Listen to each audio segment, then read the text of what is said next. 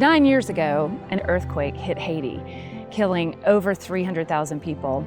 And that very same year, I was invited to come to Haiti with the medical team as their team journalist to document their work. And I'd seen Haiti on CNN, and I really did not want to come. I said no, and I was asked again. And after praying about it, I felt led to come. And then the following year, I felt led to lead a team to Haiti. So I invited my father to join me. He was a businessman and a great leader. I invited him to join me to co-lead a team. That particular trip in January 2012 was almost a perfect storm. The hardest moment of that trip was a little boy named Toto. He was probably the smallest, or one of the 3 smallest little boys in the orphanage. He passed out at my father's feet. I'll never forget it. We were in the dining hall, and my father looked down, and this little boy just went down right at his feet. And my dad picked him up, limp, and carried him down to the medical clinic to our doctors, and they immediately began working on him. And I'll never forget, my dad asked them, what's wrong? What's the diagnosis? And Dr. Benton looked at him and said, starvation. He's literally starving. And that child really experienced failure to thrive for years after that. We were always coming, bringing supplements for him, and he just never seemed to grow. Throughout his whole fight to get better, I have never seen such a strong little boy who fought so hard and won so many hearts along the way.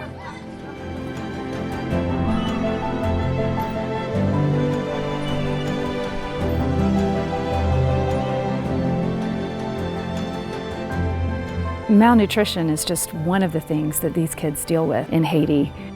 I remember when we met Nickerson in the fall of 2015, our team photographer, Michelle, fell in love with Nickerson and started sponsoring him immediately.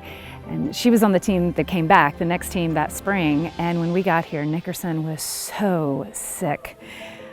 We were so fortunate to have a pediatrician and several doctors on that trip. They found Nickerson just deathly sick and said he had days to live. Eventually, Give Hope was able to secure a medical visa for Nickerson to get him to the United States to be treated for congestive heart failure.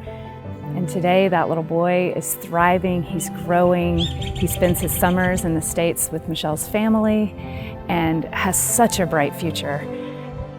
And his life nearly ended, all because of a parasite he got through his feet from not wearing shoes. Something that's so easily preventable. In the beginning, when we founded Give Hope, it really was about putting food on the table for these kids, getting them nursed back to proper nourishment and health. But then it became more than that. Give Hope became about education and investing in these children for the long term. They couldn't learn if they weren't healthy. These children were born in Haiti. They were born into poverty. And we want so much more for them. We see their potential, and we know that the best way to break the cycle of poverty is education. And there is no better example of breaking the cycle of poverty through education than Ernice. Ernice was born on a mountain in a very small, poor village to uneducated parents. When we met Ernice, she was 11 and she was vibrant and full of life, and there's something special about that young girl. Even at a young age, she showed so much confidence in herself and a real passion for learning. School was important to her, and Ernice may have never escaped that poverty if she had not had the opportunity for her education. And there are thousands more just like her who are living in poverty, who need that opportunity.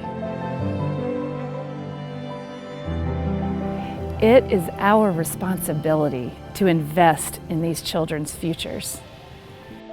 Give Hope is continuously working to raise generations who can change their country.